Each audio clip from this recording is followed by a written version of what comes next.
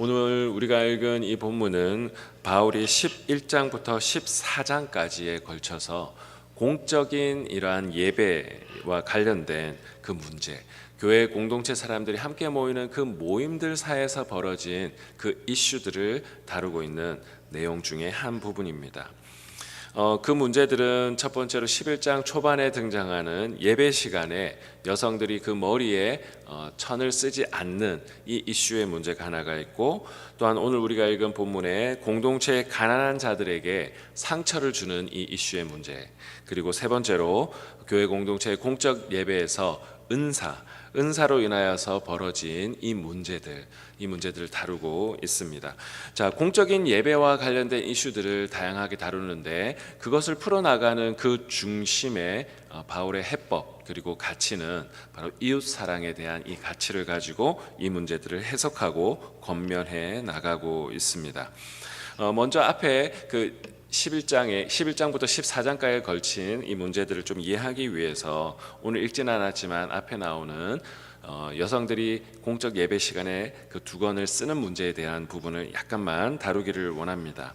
당시에 여성들이 공적인 자리에서 머리에 얇은 천으로 그 머리를 가리는 전통이 있었습니다.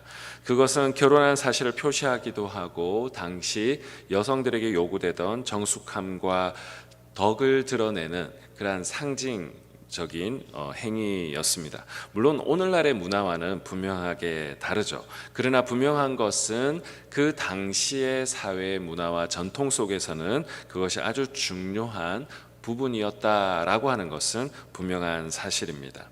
그런 점에서 볼 때 당시에 공적인 이 자리에서 여성들이 머리에 쓰는 그 천을 쓰지 않고 예배에 참석한다 라고 하는 것은 그 당시로 보면 굉장히 파격적인 모습이었습니다.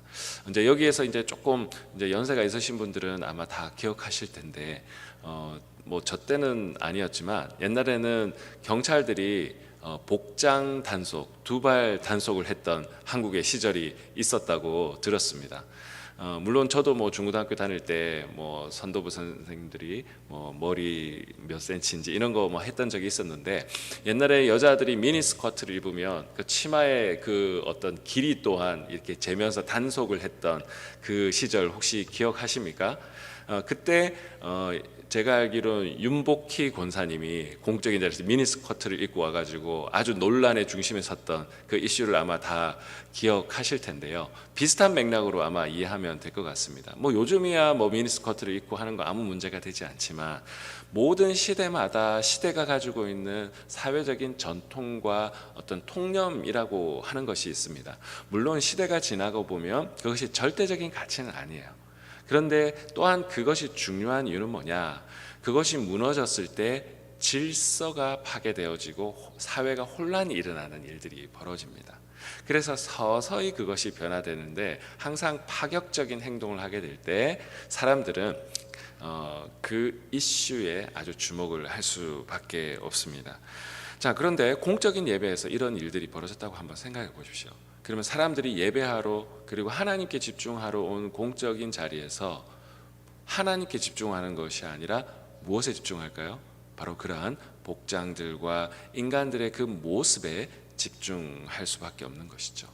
그래서 오늘날의 가치를 볼 때 그것이 뭐가 문제냐라고 할 수 있지만, 이슈는 그 행위가 옳으냐 안 옳으냐, 쓰는 것이 옳으냐 안 옳으냐, 오늘날 지금 미니스커트를 입는 것이 옳으냐 그러냐의 이슈가 아니라 그것으로 인하여서 벌어진 사람과 사람들 사이에 벌어지는 바로 이 부분, 이것이 중요한 부분이죠. 그래서 바울은 이웃사랑의 맥락에서 볼 때 다른 사람들을 배려하고 우리가 함께 공존하는 이 부분에 있어서 이 부분이 문제가 생긴다라고 하는 것, 더군다나 공적인 자리에서 예배드리고 하나님께 집중해야 될 때 사람에게 집중하게 되는 일이 벌어지므로 이 부분을 바울이 권면하고 다루고 있습니다.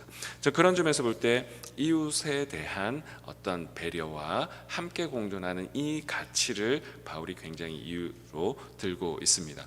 자, 그와 연장선상으로 오늘 우리가 읽은 이 본문의 이슈는 뭐냐? 교회 공동체는 항상 가난한 자들과 부한 자들이 섞여 살았습니다. 자, 그런데 오늘 바울이 이 모임이 유익이 되지 못하고 도리어 해로운 모임이 되었다라고 이야기를 하고 있는데, 바로 가난한 자들에게 상처를 주는 바로 그러한 일들이 있었기 때문에 바울이 이 이야기를 합니다. 이 문제 또한 이웃사랑의 측면에서 볼 때 문제가 생겼다라고 하는 것이죠. 근데 바울이 오늘 본문을 읽어보면 파당에 대한 이야기를 합니다. 사람들이 나누어졌다라고 하는 이 이야기를 언급하고 있는데, 그 중심에 부유한 그리스도인들의 무리가 교회 안에 무리를 일으키고 있다라고 하는 이 부분을 이야기하고 있습니다. 자, 그런데 한번 생각해 보십시오. 당시에 고린도 교회의 성도들의 구성은 뭐 유대인들도 있었고 헬라인들도 있었고 부한자들도 있었고 가난한 자들도 있었습니다. 부유한 그리스도인들은 공적인 모임에 올 때, 정기적인 모임에 올 때 좀 여유 있게 올 수 있었습니다. 시간적인 여유도 있었고 물질적인 여유도 있었습니다. 그래서 그들끼리 모여가지고 먼저 맛있게 일종의 맛있는 음식들을 자기들끼리 다 가지고 와서 먹었습니다. 근데 일용직 노동자, 가난하게 살아가던 그 당시의 그리스도인들의 입장에서 한번 생각해 보십시오. 이제 열심히 노동을 하고 이 모임에 왔는데, 이미 부한 그리스도인들은 자기들끼리 모여가지고 이미 거하게 먹었어요. 그리고 이들을 끼워주지도 않고 자기들끼리만 파당을 이뤄서, 그래서 바울이 지금 나뉘어졌다라는 이야기를 하면서 이 문제를 시작하고 있다라고 하는 점을 볼 때, 부유한 사람들은 자기들끼리만끼리 모이고 또 가난한 자들은 이렇게 차별받는 일들이 교회 안에 실제로 있었다라고 하는 것을 바울이 언급하고 있습니다. 자, 그런데 여러분, 이들의 입장에서 볼 때 왔는데 가난해서 먹을 것도 없고 이미 부한 자들은 저렇게 자기들끼리 맛있는 것을 먹고 있다. 한번 생각해 보십시오. 마음 가운데 굉장히 수치스러운 마음, 불명예스러운 마음이 생길 수밖에 없습니다. 옛날에 제가 한번 이제 그 글을 읽은 것 중에 명예에 대한 이야기를 하면서 이것을 굉장히 탁월하게 잘 설명한 아티클을 한번 읽은 적이 있는데, 저도 무릎을 탁 쳤습니다. 성경에 보면 명예와 수치에 대한 주제가 굉장히 많이 흐르고 있는데, 여러분, 명예롭지 않다라고 하는 것이 어떤 감정과 연결되어져 있냐면, 한 공동체에서 내가 받아들여지지 못하고 뭔가 떨어져 나가고 연결되지 못하는 상황이 세팅될 때 사람들은 불명예스럽고 명예스럽지 못한 감정을 가지더라는 겁니다. 그렇게 될 때 수치감과 그것이 연결되어지죠. 자, 그런 점에서 볼 때 이 사람들은 한 공동체로 지금 모였는데, 자기들은 계속해서 내가 저 무리에 끼지 못하는구나 라는 그 시그널을 사람들에게 계속 주게 되는 것이죠.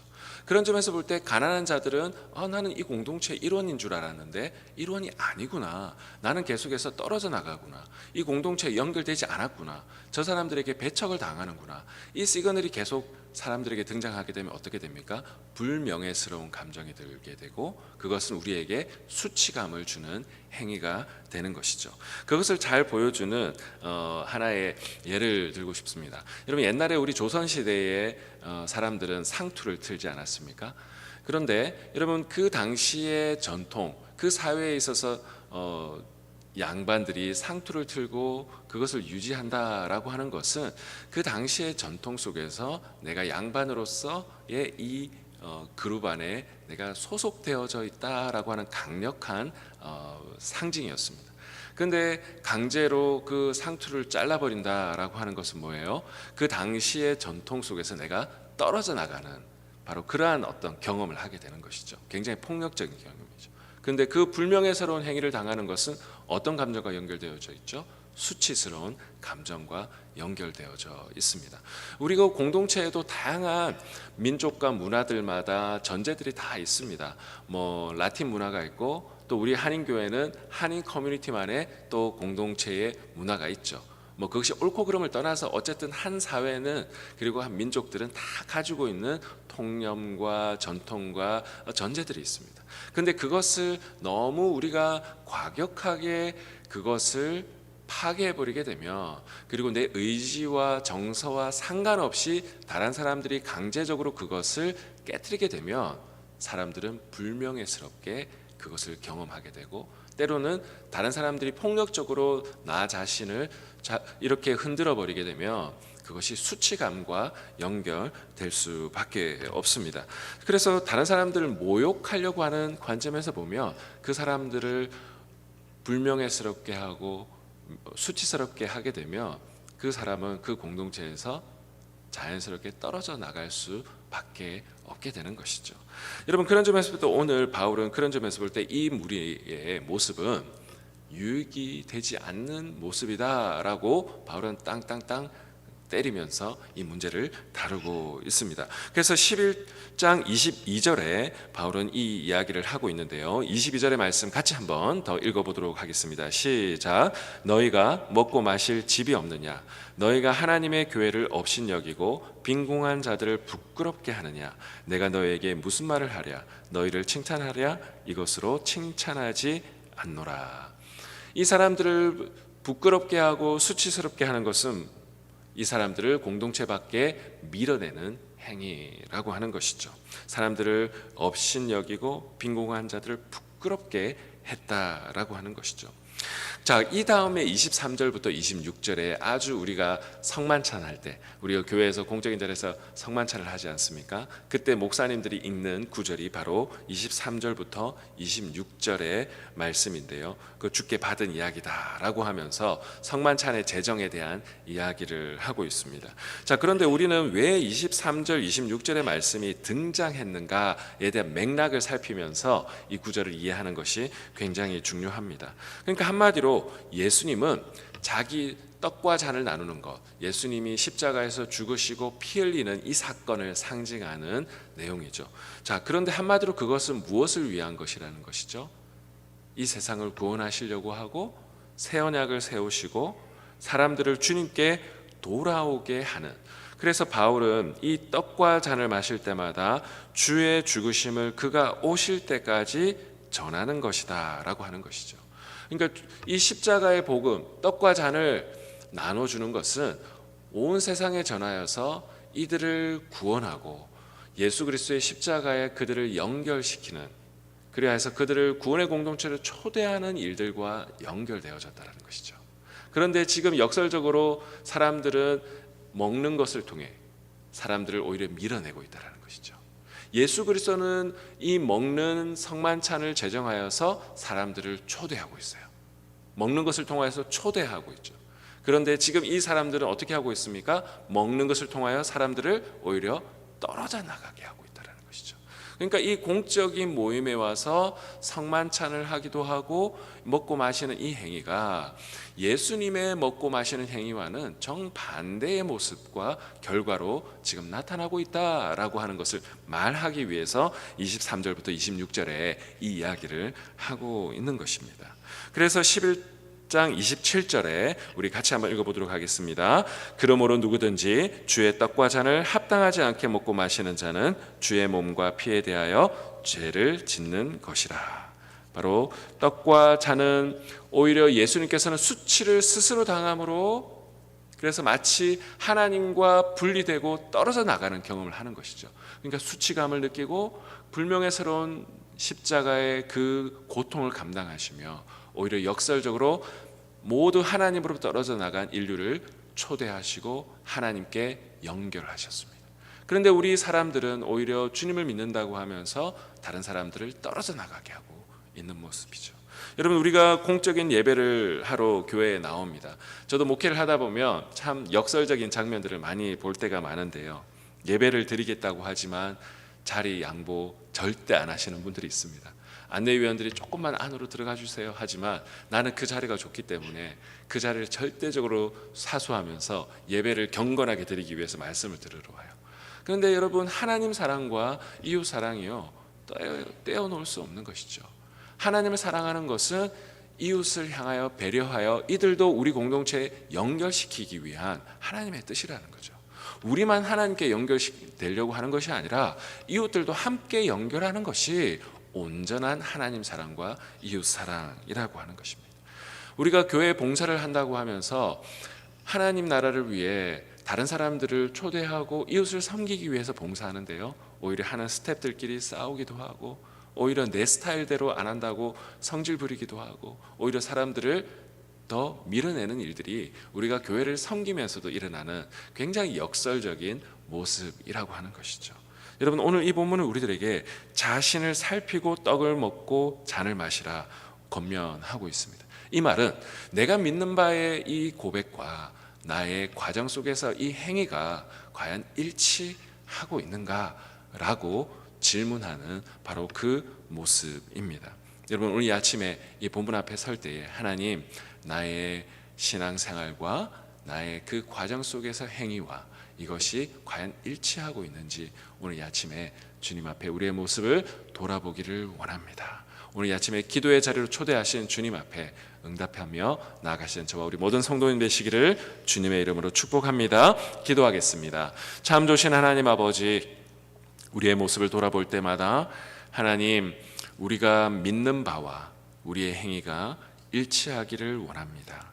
주님은 온 인류를 구원하시기 위해 자기의 몸을 내어주고 자기가 스스로 수치당하며 온 인류를 자기에게로 하나님께로 연결시켰습니다. 그러나 우리는 주님을 믿는다고 하면서 오히려 다른 사람들에게 불명예를 안기고 수치감을 주며 오히려 다른 사람들을 주 앞에 떨어져 나가게 하는 이 역설적인 모습이 우리 안에도 여전히 많음을 고백합니다. 하나님, 오늘 이 아침에 십자가로 나오게 자신을 살피고 주님의 떡과 잔을 받으라 말하는 이 말씀 앞에 우리가 주님 앞에 나아가 우리의 모습을 돌아보고 우리가 더 주님 앞에 말과 행동과 우리 믿는 바와 이 모든 것이 일치한 모습으로 주님 앞에 나아가도록 우리를 이끌어 주시옵소서. 오늘 하루의 삶을 주님께 의탁하오며 살아계신 주 예수 그리스도의 이름으로 기도드리옵나이다. 아멘.